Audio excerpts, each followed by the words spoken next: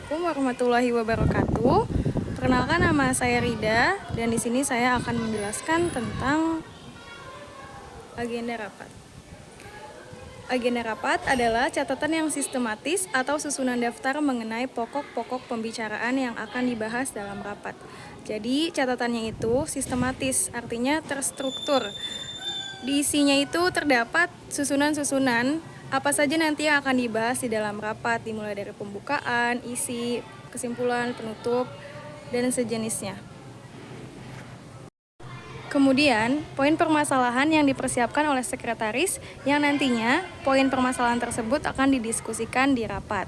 Jadi, biasanya di dalam perusahaan atau suatu instansi yang membuat agenda rapat itu adalah seorang sekretaris. Nah, agenda rapat biasanya disertakan dengan undangan pemberitahuan. Jadi, sebelum rapat itu biasanya kan ada undangan untuk rapat. Nah, agendanya ini disertakan atau dilampirkan bersama undangan tersebut. Kemudian, biasanya juga dibuat setelah tanda tangan penyelenggaraan rapat. Jadi, sebelum rapat akan disahkan untuk dilakukan, biasanya itu ditandatangani dulu oleh atasan atau biasanya oleh direktur atau manajer. Nah, setelah ditandatangani oleh manajer atau direktur atau atasan lainnya, barulah agenda rapat itu dibuat oleh seorang sekretaris. Kemudian yang terakhir, agenda rapat biasanya berisi isu kontroversial. Sebuah perusahaan tidak dipungkiri pasti memiliki masalah. Nah, masalah-masalah yang sedang kontroversial itu biasanya dibahas dalam rapat. Hal itu yang biasanya disertakan juga di agenda rapat. Kemudian di sini ada alur pembuatan. Alur pembuatan agenda rapat itu adalah yang pertama dibuat oleh seorang sekretaris seperti yang sudah disinggung sebelumnya. Kemudian setelah agenda rapat dibuat, selanjutnya dikonsultasikan kepada manajer untuk kemudian ditandatangani. Dan yang terakhir diberikan kepada anggota-anggota yang akan diundang kepada rapat atau diberitahukan surat edaran untuk rapatnya bersama dengan agenda rapat. Kemudian di sini ada daftar hadir. Daftar hadir rapat biasanya ada kolom nama, ada alamat, dan ada jabatan serta tanda tangan. Kemudian format daftar hadir rapat itu adalah memiliki surat lembaga yang mengundang, tertulis hari, tanggal, dan acara pertemuan, ada kolom nomor, nama, alamat, jabatan, dan tanda tangan, berisi maksud undangan atau isi.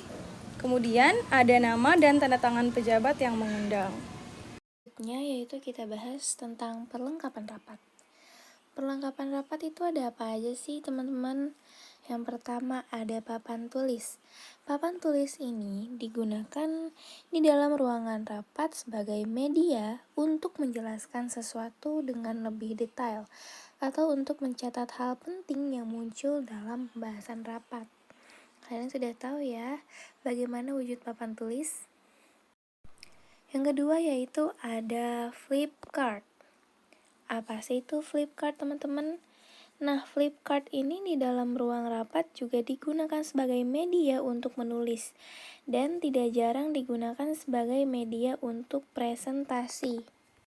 Flip chart ini bentuknya seperti papan tulis tapi dia standing. Ada yang menggunakan whiteboard yang sehingga bisa dihapus tulis, ada yang menggunakan kertas sehingga setiap sudah materi ditulis ganti kertas selanjutnya. Yang ketiga itu ada sound system. Sound system ini di ruangan rapat digunakan untuk rapat yang memiliki jumlah peserta yang banyak. Gak mungkin ruangan besar peserta banyak kamu tidak menggunakan mikrofon. Karena kalau tidak menggunakan mikrofon, kamu akan membuang suara kamu dan tenaga kamu sehingga lebih lelah karena merasa harus lebih mengeluarkan suara lebih ekstra lagi dan itu membutuhkan tenaga yang banyak. Selanjutnya itu ada block note. Block note itu untuk menempatkan block note dan ballpoint di atas meja dalam ruang rapat untuk masing-masing peserta rapat agar Para peserta dapat mencatat poin-poin penting dalam rapat. Jadi fungsinya block note itu untuk sewaktu-waktu ada materi yang sangat penting dan harus dicatat sudah tersedia di atas meja. Yang selanjutnya itu ada LCD proyektor. LCD proyektor ini digunakan untuk menampilkan video, gambar, atau data dari komputer. Jadi tentu saja jika kamu ingin menggunakan LCD proyektor, kamu juga harus menyediakan laptop. Yang selanjutnya yaitu ada laptop atau komputer. Nah, laptop atau komputer di dalam sebuah rapat juga penting ya, apalagi sekarang zaman teknologi yang apa-apa sudah menggunakan teknologi yang ada seperti komputer, laptop, handphone, dan lain sebagainya. Karena di sebuah perusahaan harus sangat memadai sekali tentang teknologi yang ada, laptop atau komputer pun juga harus tersedia untuk memudahkan sebuah pekerjaan. Dan ketika rapat, pastikan terlebih dahulu bahwa laptop atau komputernya tersebut dapat memadai rapat sehingga dapat memudahkan jalannya rapat untuk mempresentasikan sesuatu dengan lebih mudah lagi. Pembahasan selanjutnya yaitu tentang etika pertemuan rapat. Sebelum kita membahas lebih lanjut apa aja sih etika-etika yang harus ada di dalam rapat atau pertemuan, kita harus terlebih dahulu mengetahui pengertian dari etika rapat. Kita harus mengetahui pengertian etika. Etika sendiri yaitu kelakuan baik yang harus diterapkan oleh setiap individu agar mendapatkan tempat di sosial tertentu. Artinya, memang kita semua harus mempunyai etika yang baik. Dalam arti kita harus memiliki sikap yang baik di segala situasi, apalagi di acara-acara resmi seperti rapat perusahaan atau di acara-acara lainnya. Gunanya apa sih kita harus berperilaku baik kepada halayak ramai dimanapun dan kapanpun, agar seseorang akan dihargai di lingkup sosial. Karena kalau kita beretika buruk, otomatis orang akan beranggapan negatif dan sehingga kita akan dijauhi oleh semua orang. Lalu etika pertemuan rapat itu apa sih? Etika rapat yaitu kode atau aturan yang harus dilakukan oleh individu dalam mengikuti rapat atau pertemuan. Etika pertemuan itu merupakan hal yang sangat penting karena semua pihak itu turut serta di dalam rapat. Dan orang-orang yang ikut serta di dalam rapat itu bukan orang sembarangan, melainkan orang-orang penting. Dan rapat perusahaan apalagi adalah acara resmi yang memang benar-benar sesuai dengan protokol yang ada. Jadi kita tidak boleh seenaknya dalam bersikap. Ya, untuk itu di materi kali ini kita akan membahas apa aja sih etika-etika yang ada di dalam rapat atau pertemuan. Yuk kita bahas selanjutnya. Yang pertama ada datang tepat waktu.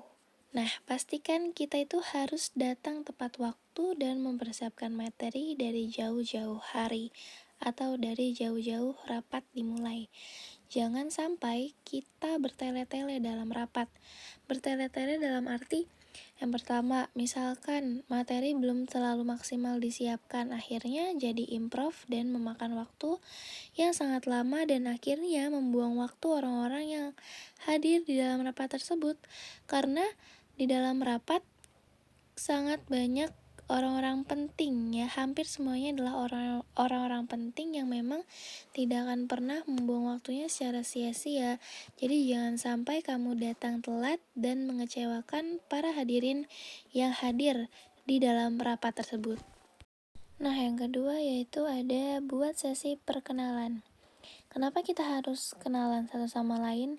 Biasanya ada rapat yang memang isinya itu antara 2 atau beberapa perusahaan. Dan tentu saja kita harus memperkenalkan diri kita sendiri agar sama-sama tahu. Dan tentu saja yang mempunyai jabatan tertinggi harus terlebih dahulu diperkenalkan. Yang ketiga yaitu miliki agenda rapat yang kuat.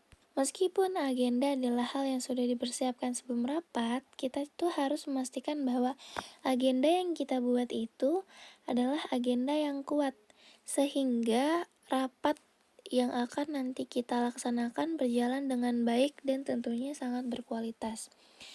Agar rapat itu berjalan tidak keluar jalur atau membahas hal-hal yang akan bertele-tele sehingga menyebabkan terulurnya waktu yang sangat lama.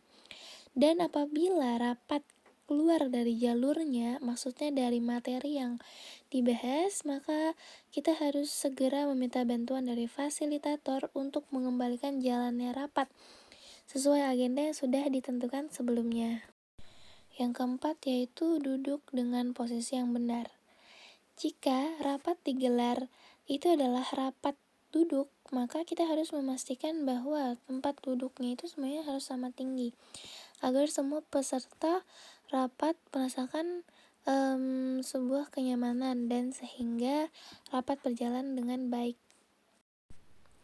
Yang kelima adalah utarakan pendapat Anda dengan keras dan jelas. Maksudnya adalah ketika kamu ingin mengutarakan pendapat kamu di dalam rapat tersebut, maka ucapkan dengan lantang dan jelas. Karena kalau suara kamu pelan, maka peserta rapat tidak akan mendengar informasi yang kamu berikan atau pendapat yang kamu utarakan itu dengan jelas. Ya, tujuan kamu untuk berbicara dengan lantang dan jelas agar seluruh peserta rapat dapat mendengar kamu dengan jelas. Dan ketika kamu berbicara dengan jelas dan lantang, maka semua peserta rapat pun akan tertarik dan memperhatikan seluruh ucapan kamu sehingga dapat dimengerti oleh peserta rapat. Yang keenam yaitu pahami aturan tidak tertulis tentang tata cara bicara. Maksudnya apa sih? Nah, maksudnya adalah kita contoh kecilnya yaitu tentang kesopanan. Misal, kita jangan menginterupsi ketika peserta rapat lain sedang berbicara. Artinya kita nggak boleh memotong pembicaraan orang lain karena itu sangat sekali tidak sopan dan akan menyinggung orang yang sedang berbicara tersebut. Sebaiknya kita harus mendengarkan seseorang yang sedang berbicara dengan sangat-sangat fokus. Tentunya orang lain juga akan menghormati hal tersebut. Yang ketujuh yaitu jangan keluarkan telepon genggam. Kenapa sih kita nggak boleh mengeluarkan telepon genggam? Karena dinilai tidak menghormati para peserta rapat yang nanti akan berbicara atau mempresentasikan sesuatu ketika rapat. Misalkan kamu sedang mengadakan rapat tetapi ketika kamu sedang berbicara atau menjelaskan sesuatu kepada para peserta rapat, ada salah satu peserta rapat yang sibuk main handphone. Apa perasaan kamu? Pastinya tersinggung. Orang itu tidak memperhatikan apa yang sedang kamu bicarakan. Orang itu sibuk dengan handphonenya. Maka untuk itu diusahakan jangan keluarkan telepon genggam. Sebaiknya simpan terlebih dahulu sampai rapat selesai atau boleh dimatikan layar terlebih dahulu agar tidak ada gangguan seperti dering telepon, dering notifikasi, dan lainnya. Karena memang rapat itu sifatnya resmi dan sangat harus dalam keadaan fokus, sehingga kalau nggak fokus maka otomatis materi yang akan dibahas atau semuanya pun akan terganggu. Yang kedelapan yaitu boleh minum atau makan ketika rapat, namun Anda harus izin terlebih dahulu. Meskipun di dalam rapat disediakan konsumsi, bukan berarti kita juga seenaknya makan dan minum pada saat rapat. Usahakan makan dan minum jika memang diizinkan, tetapi jika memang belum diizinkan untuk mengkonsumsi makanan tersebut, lebih baik kita tunda terlebih dahulu. Kita harus fokus terhadap rapat dan terhadap topik yang sedang dibicarakan di dalam rapat. Karena apa? Karena itu memiliki potensi mengganggu perhatian para peserta rapat lainnya. Jadi, solusi ketika kamu ingin makan atau minum, mungkin sebaiknya kamu harus mengisi perut terlebih dahulu sebelum rapat atau menahannya sampai rapatnya selesai.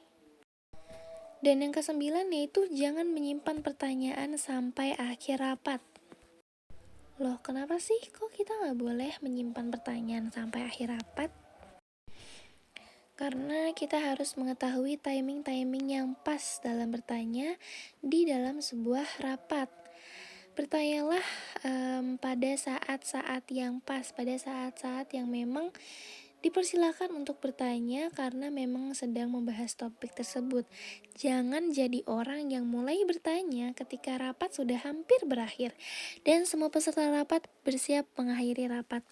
Karena tindakan tersebut akan menjadikan hal yang menjengkelkan bagi peserta rapat lainnya dan menjengkelkan juga bagi orang yang mungkin kamu tanya gitu loh. Jangan sampai rapat yang sudah diagendakan sedemikian rupa akan buyar karena terlalu mengulur waktu yang sangat lama akibat pertanyaan-pertanyaan yang membludak di akhir sesi rapat. Kemudian di sini ada teknik penyelenggaraan rapat. Teknik penyelenggaraan rapat itu ada dua. Yang pertama membuka rapat, kemudian menutup rapat. Nah, yang pertama tadi adalah membuka rapat. Di sini cara membuka rapat adalah sebagai berikut. Yang pertama, bukalah dengan sesi perkenalan yang cepat. Jadi di rapat itu pertama-tama orang-orangnya atau anggota pada rapat tersebut memperkenalkan nama mereka dan dari bagian apa secara cepat. Kemudian mengumumkan tujuan digelarnya rapat dan estimasi durasi rapat. Nah, ini diumumkannya oleh MC biasanya. Seperti kita akan rapat untuk pembahasan A dari jam X hingga jam Y gitu. Kemudian memperkenalkan peserta rapat. Seperti yang sudah dibahas sebelumnya tadi di poin A. Kemudian yang D, ambil waktu sejenak untuk mengatur rapat. Selanjutnya, tentukan peraturan di dalam rapat. Tidak boleh memotong saat orang lain sedang mengutarakan pendapatnya. Tidak boleh minum atau makan saat rapat sedang berlangsung sebelum dipersilahkan. Berikutnya, mengecek persiapan peserta rapat. Jadi sebelum rapat akhirnya dimulai, MC mulai membuka. MC biasanya melihat dulu apakah orang-orangnya sudah siap, apakah sudah datang semua, atau masih ada yang belum hadir di tempat tersebut. Setelah semuanya disiapkan atau sudah dipastikan siap, kemudian langsung MC membuka rapat dan langsung fokus ke agenda supaya alur rapat berjalan sesuai agenda sehingga tidak memakan waktu yang lebih lama. Nah, selanjutnya ada menutup rapat. Di sini ada 1, 2, 3, 4, 5. Nah, yang pertama adalah merangkum. Jadi, apa saja yang sudah dibicarakan di dalam rapat itu biasanya dirangkum oleh seorang notulis di dalam notulen. Kemudian yang kedua, mengumpulkan umpan balik. Sama seperti poin sebelumnya, setiap umpan balik atau masukan dan pendapat dari setiap anggota rapat itu dicatat juga untuk kemudian dilihat hasilnya. Kemudian yang ketiga, dorong peserta rapat untuk segera beraksi. Nah, sebelum kita menutup rapat, pastikan setiap anggota rapat itu sudah mengemukakan pendapatnya sehingga tidak ada yang cenderung dominan dan yang sebagian lainnya cenderung pasif. Kemudian yang keempat, meminta jawaban. Seperti yang sudah disinggung sebelumnya pada isi agenda rapat. Salah satunya berisi isu kontroversial. Biasanya di dalam rapat sekalian ditanyakan solusi dari isu-isu kontroversial tersebut dan dimintai jawabannya dari setiap anggota rapat. Kemudian jika sudah sampai pada poin 4 tadi, akhirnya sampai pada poin penutupan rapat. Dan sebelum rapat ditutup, alangkah baiknya setiap anggota rapat saling mengucapkan terima kasih. Dan akhirnya rapat pun selesai. Sekian materi yang dapat kelompok kami sampaikan. Semoga dapat memberikan manfaat bagi yang menonton. Terima kasih. Assalamualaikum warahmatullahi wabarakatuh.